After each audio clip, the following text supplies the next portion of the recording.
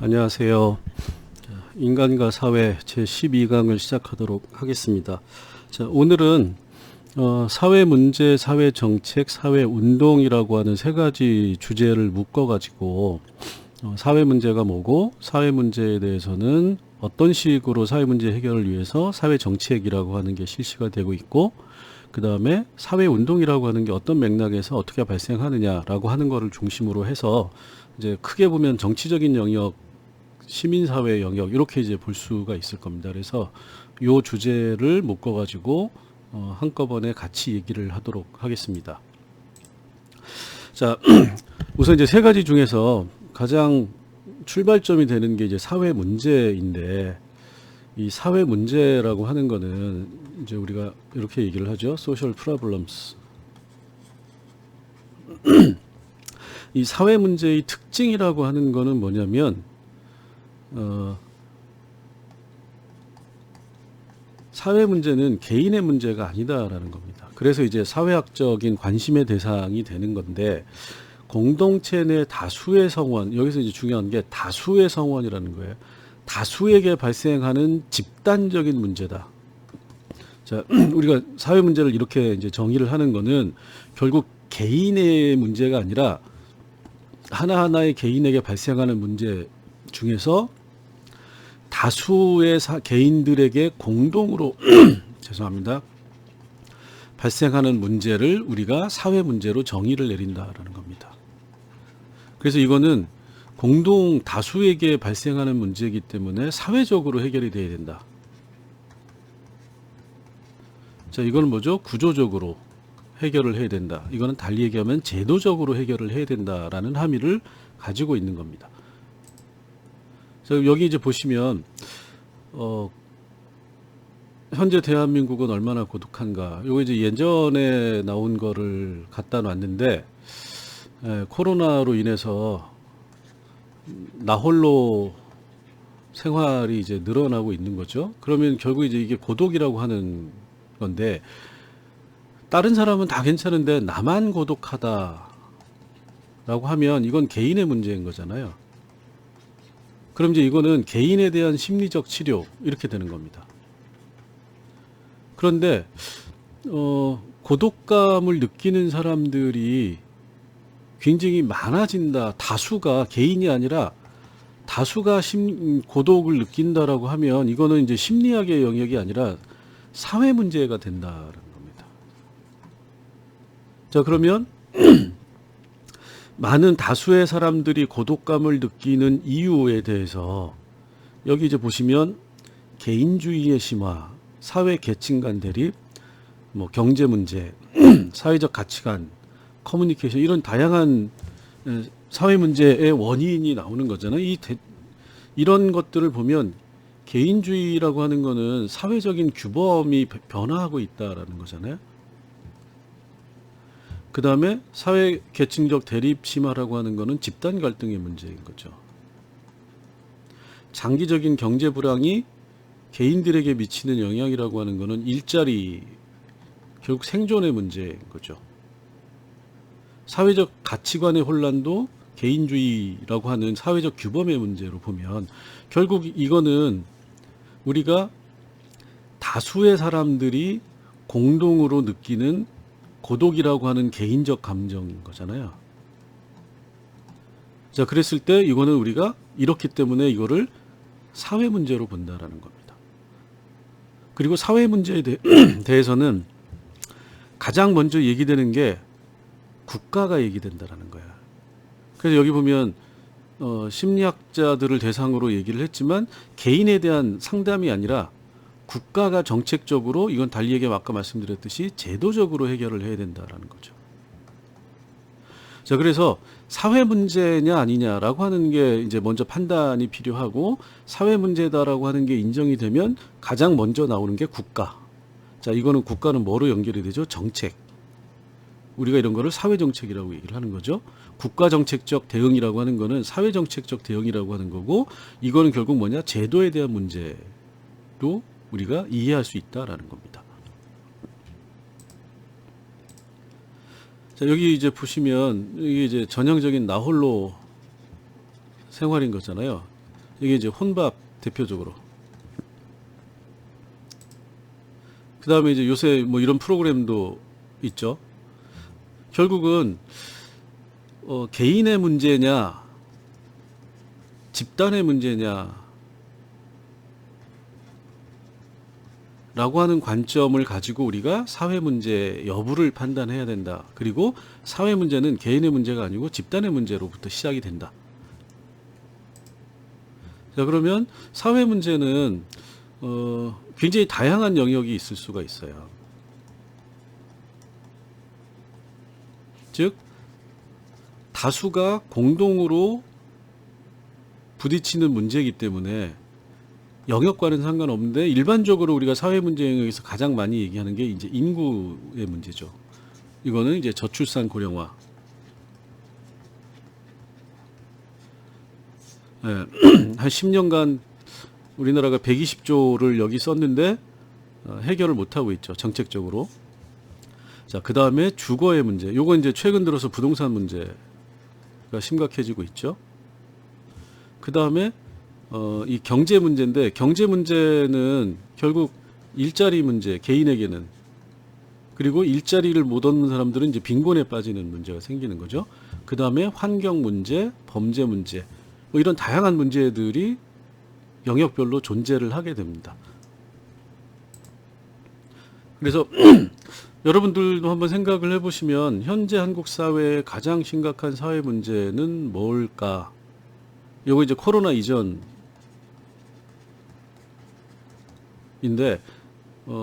글자 크기가 클수록 많은 사람들이 심각하다고 느끼는 건데, 일자리 문제, 이제 개인들을 대상으로, 개인 대상 설문이기 때문에 일자리 문제, 복지 문제, 범죄 문제, 연금, 예방, 고용, 이것도 일자리 문제죠. 저소득, 소득 불평등, 출산 감소, 뭐 이런 다양한 형태의 지구 환경 문제, 이런 것들이 한국 사회에서 문제가 되고 있는 겁니다. 자, 그러면 여기 이제 요거는 전문가가 뽑은 건데, 노동 불안정, 이거 일자리 거죠.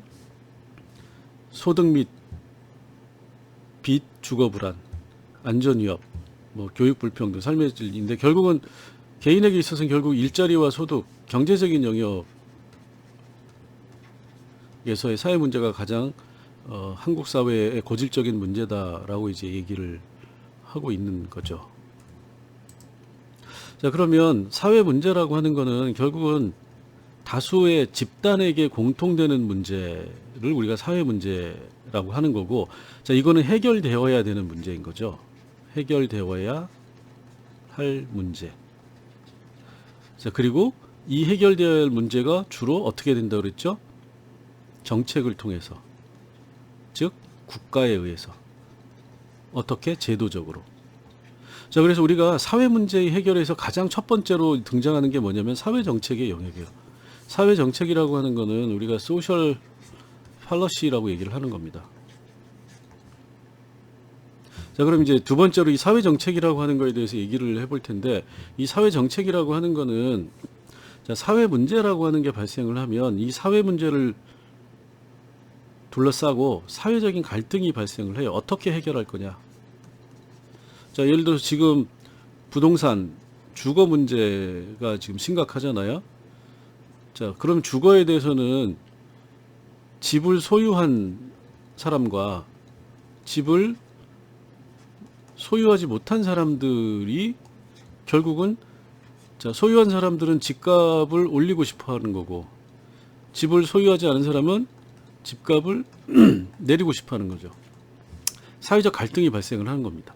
자, 그래서 집을 미소유한 사람들이 많아가지고 이게 문제가 생기니까 정부는 세금을 올려서 집을 소유한 사람들, 다주택자가 집을 팔도록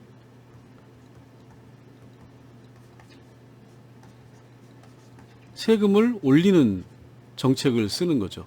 이게 이제 사회 정책이 되는 거죠.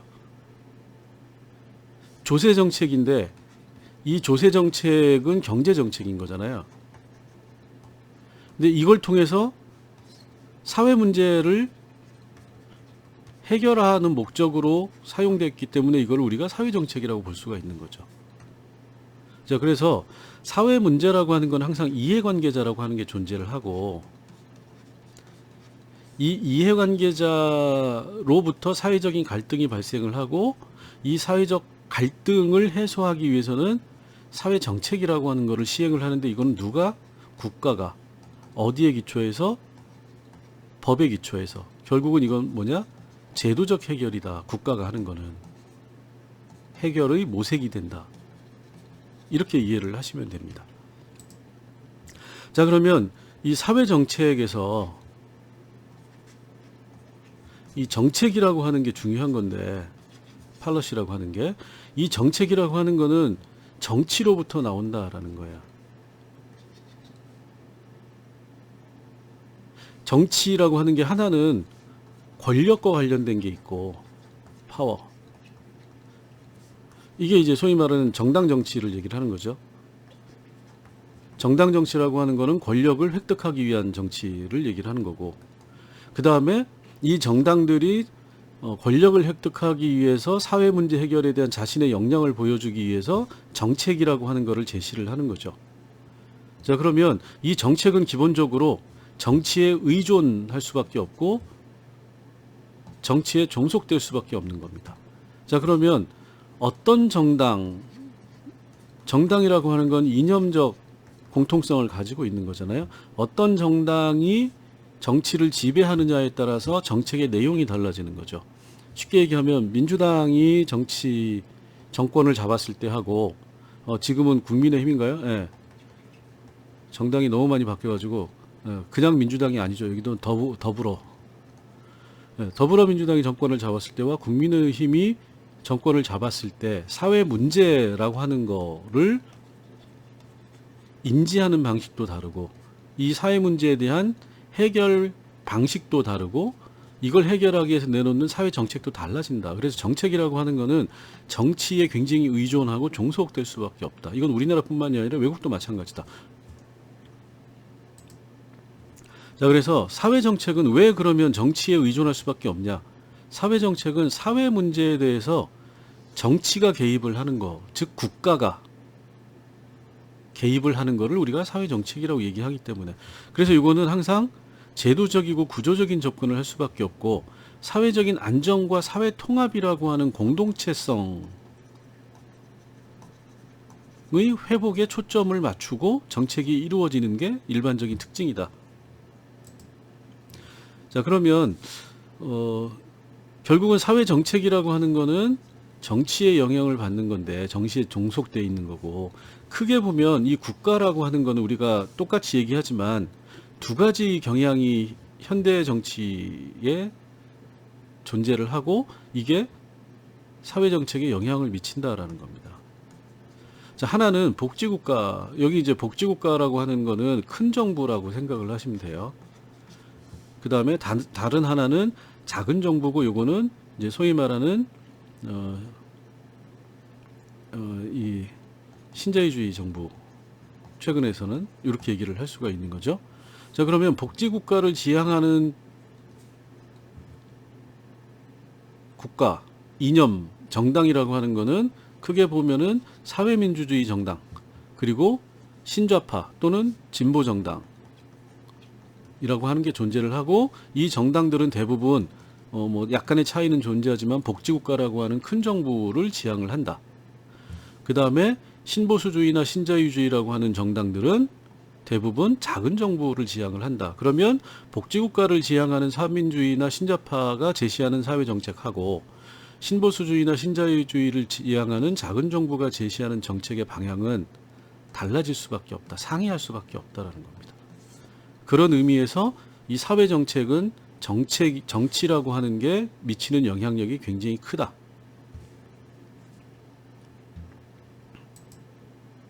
자, 그러면 세 번째로 이제 우리가 사회 운동이라고 하는 거를 얘기를 해보면 소셜 무브먼트예요.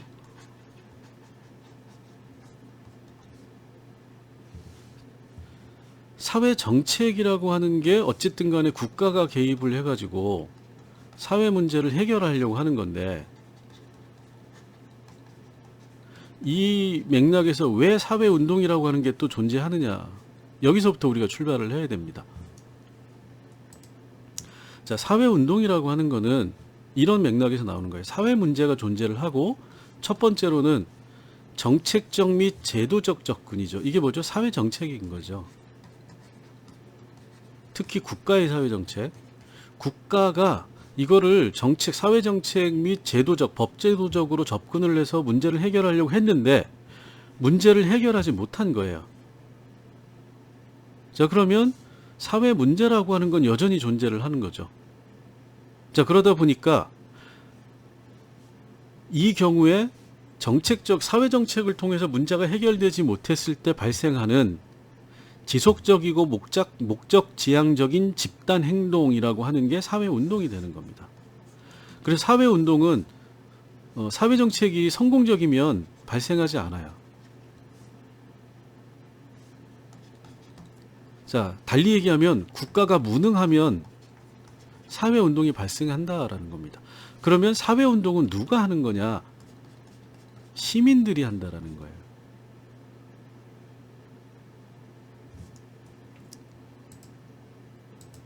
자, 그래서 여기 이제 보시면 요거는 이제 환경 문제와 관련해 가지고 외국에서, 자, 이거는 이제 우리나라에서 시민 운동인 거죠. 자, 요거는 동성애 퀴어 축제라고 하죠. 이제 선진국에서 동성애자들의 인권을 보장받기 위해서 국가가 보장을 해주지 않으니까 이거를 해결을 요구를 하고, 소위 말하는 기본권을 보장받아야 된다라고 하는 퀴어 축제들이 열렸고, 이게 이제 우리나라에서도 도입이 돼가지고 이렇게 하고 있는 거죠.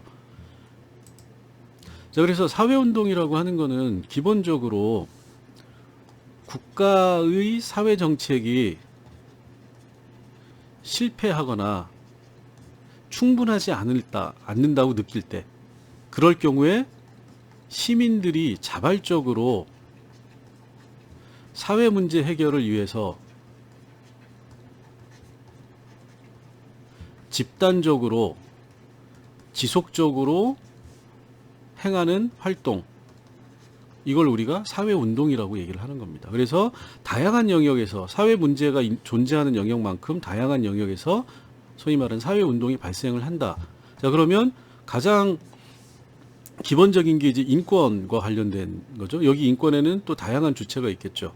뭐 장애인 인권이 있을 거고, 그 다음에 동성애자 인권이 있을 거고, 그 다음에 아동 인권이 있을 거고, 노동자 인권이 있을 거고, 뭐 다양한 형태의 인권 운동이 여기 이제 영역별로 들어가는 거죠.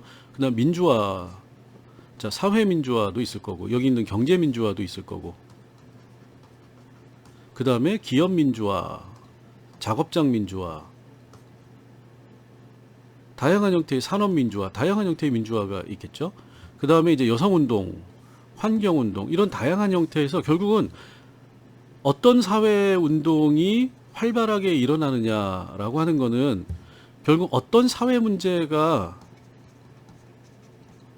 여전히 해결되지 않고 있느냐라고 하는 데서부터 사회 운동이 출발할 수밖에 없다라는 겁니다. 그래서 어떤 사회에서는 환경 운동, 선진국 같은 경우에는 환경 운동이 굉장히 치열을 하고, 여성 인권이 굉장히 낮은 사회에서는 여성 운동이 주로 활발하게 이루어지고, 자, 우리나라도 민주화 운동이라고 하는 거는 독재 시기였던 80년대에 굉장히 활발하게 일어났죠. 근데 지금은 민주화 운동이라고 하는 거는 이제 어느 정도 사회 제도가 민주화됐기 때문에 예전만큼 활발하게 이루어지지 않는 거죠. 자, 그 다음에 대신에 뭐가 이러는 거죠? 경제적인 영역에서의 민주화 운동이 최근 들어서 이제 뭐 노동이사제라든가 이런 문제들이 다르게 이제 제기가 되고 있는 거죠. 자, 그래서 사회 운동의 종류는 다양한데, 이 다양한 영역 중에서 어떤 영역이 그 사회에서 가장 활발하게 일어나느냐, 가장 해결되지 못하고 있는 문제 영역에서 사회운동이 가장 활발하다. 달리 얘기하면 사회운동이 가장 활발한 영역이 그 사회에서 가장 해결되지 못하고 있는 영역이다라고 생각을 하시면 되는 겁니다. 그 다음에 또 하나로 이 사회운동의 특징이라고 하는 거는, 이 사회 문제라고 하는 게 사회 문제의 직접적인 이해관계자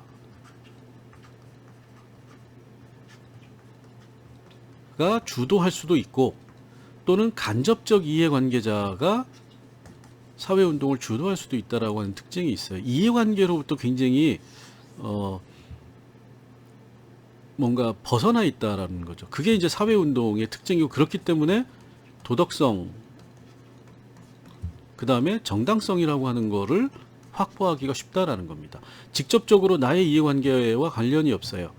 장애인 인권, 나는 장애인이 아니지만 장애인의 인권을 보장하는 게 필요하다라고 느끼는 사람들이 지속적으로 사회 문제, 장애인 인권과 관련된 사회 문제를 해결을 요구하는 거기 때문에 이해관계로부터 자유롭다라는 겁니다. 그렇기 때문에 우리가 사회운동에 대해서는 도덕성과 정당성이라고 하는 걸 기본적으로 부여하고 간다.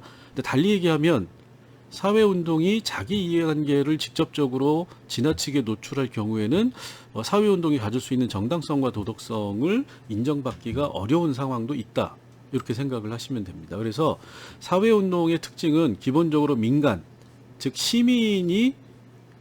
시민사회라고 하는 거는 우리가 국가라고 하는 거하고, 이건 이제 정치 영역이죠. 주체를 얘기를 하는 거예요. 그 다음에 경제. 자, 이건 시장이죠. 달리 얘기하면 이제 기업이 되는 겁니다. 요 영역 외부에 시민이 주도하는 영역을 시민사회 영역이라고 얘기를 해요. 그래서 시민이 국가의 정치에 개입을 하고 경제에 개입을 하는 자율적인 민주적 자치 영역을 우리가 시민사회 영역이다, 이렇게 얘기를 하는 겁니다. 그래서 사회운동은 이 시민사회 영역에서부터 주로 이제 발생을 하는 거고, 이해관계가 기본적으로 간접적인 경우, 직접적으로 이해관계를 갖지 않은 경우가 많고, 공적인 공공성이라고 하는 모든 사람에게 해당되는 이해관계를 제기하는 경우가 많은 게 사회운동의 특징이다라고 보시면 됩니다. 그래서 사회운동의 주체는, 그래서 이제 시민단체, 시민사회단체라고 보통 우리가 얘기를 하죠. 그 다음에 노동단체, 여기 이제 노동조합이 주된 조직 형태입니다.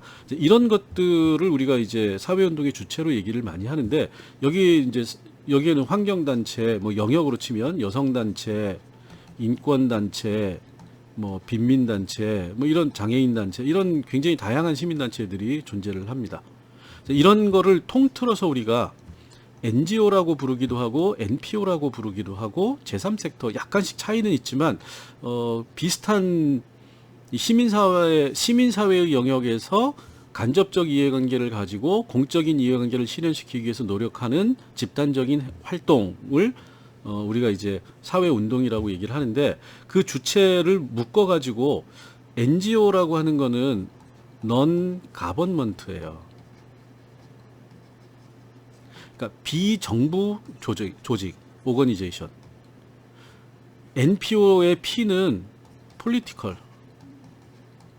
비정치적 조직인 겁니다. 여기 정치가 결국은 정부를 얘기를 하는 거죠. 그러니까 거의 비슷한 용어라고 보시면 돼요. 그 다음에 이제 제3섹터라고 하는 거는 아까 얘기했듯이 국가와 시장이라고 하는, 경제라고 하는 이 영역이 아닌 사회적인 영역을 얘기를 하는 겁니다.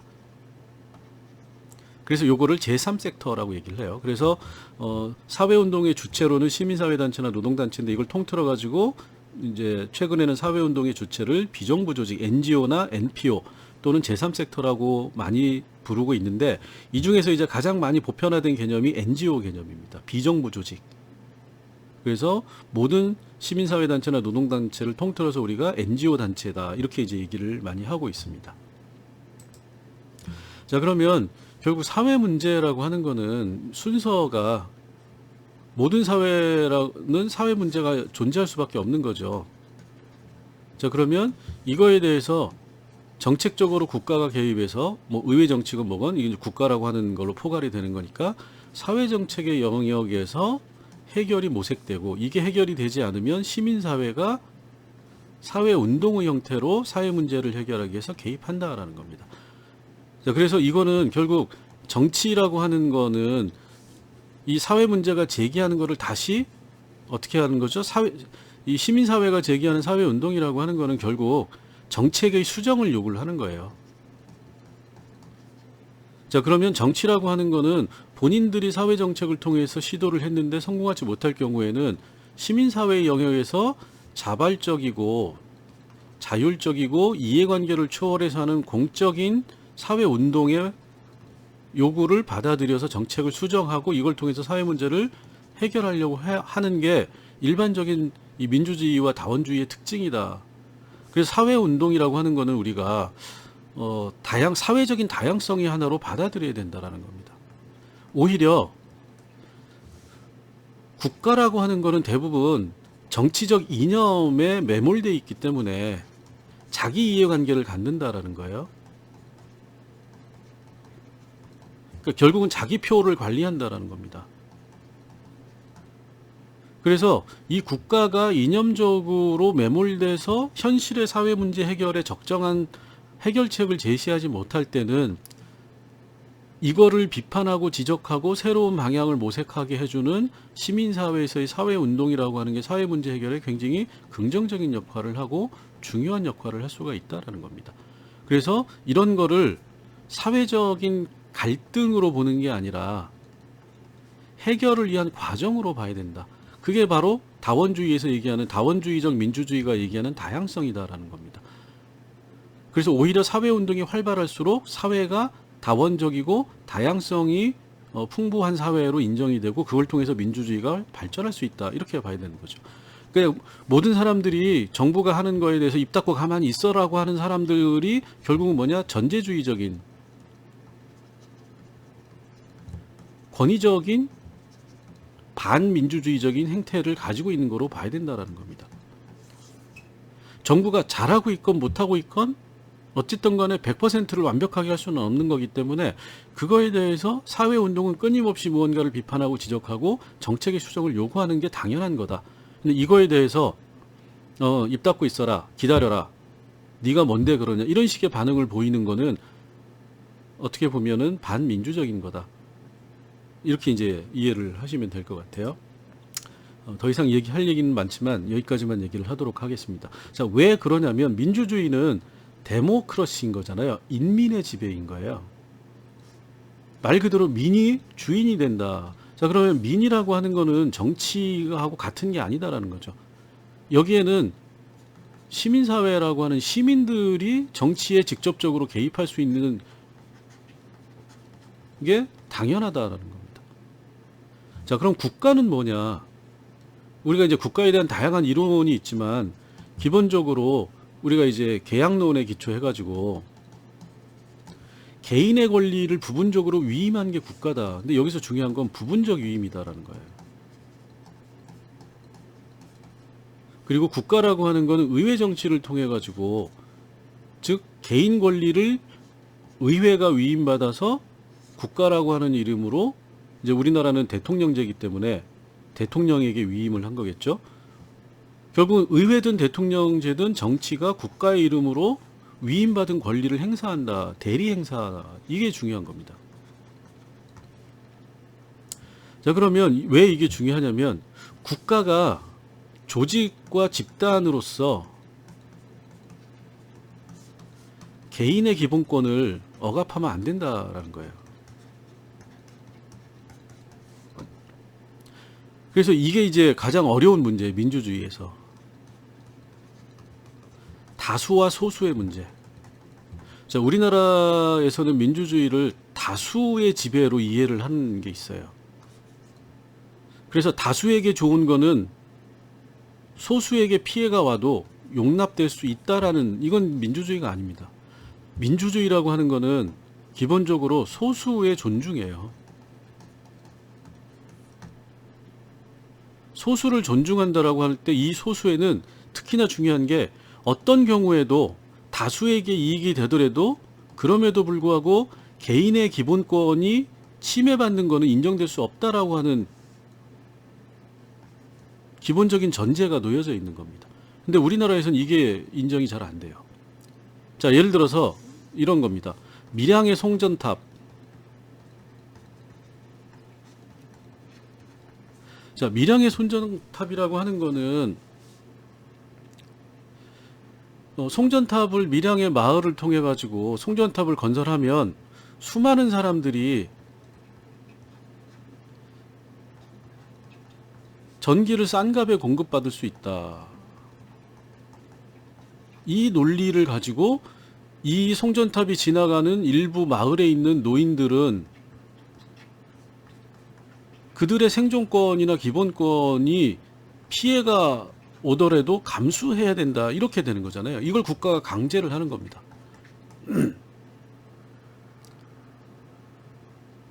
이거를 민주주의라고 생각을 하시면 안 되는 거죠. 자, 민주주의는 비용이 더 들더라도 개인의 기본권을 보장해 주는 것, 이게 우선시 돼야 된다는 겁니다. 왜냐하면 이렇게 만약에 이해를 하면 피해받는 소수의 여러분 내가 될 수도 있다라는 거예요.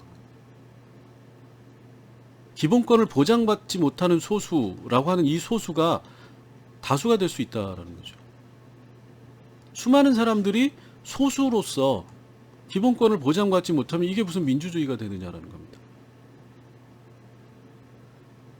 그래서 민주주의는 인민의 지배지만 이게 다수의 지배가 아니다. 소수를 존중하는 것, 특히 기본권을 존중해 주는 것, 개인의, 이게 민주주의다. 이거에 대한 인식이 없기 때문에 한국 사회의 민주주의가 발전하지 못하는 거다라는 겁니다. 자, 그래서 민주주의는 기본적으로 절차적인 민주주의가 있어요.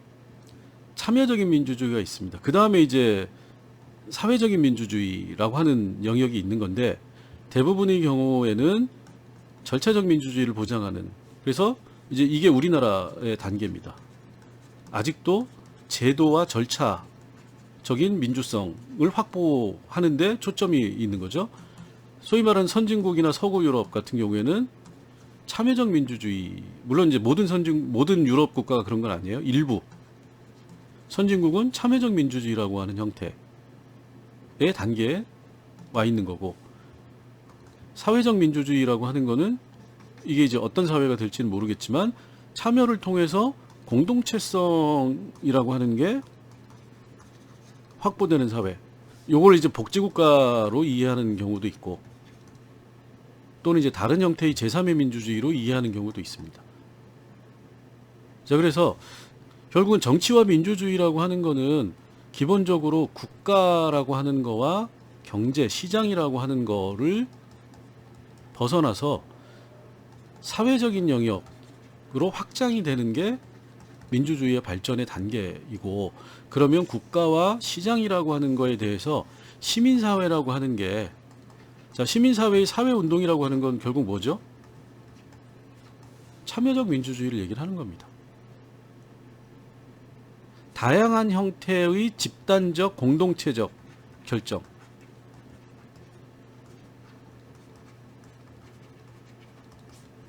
이것이 허용되고 권장되고 인정되는 사회,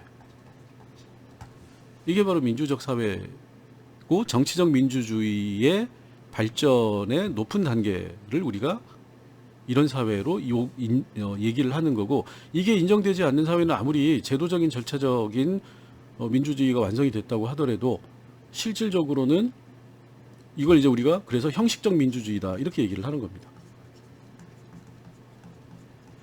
최소한 2단계는 와야지 내용적인 실질적 민주주의가 실현되고 있다, 이렇게 얘기를 하는 거죠.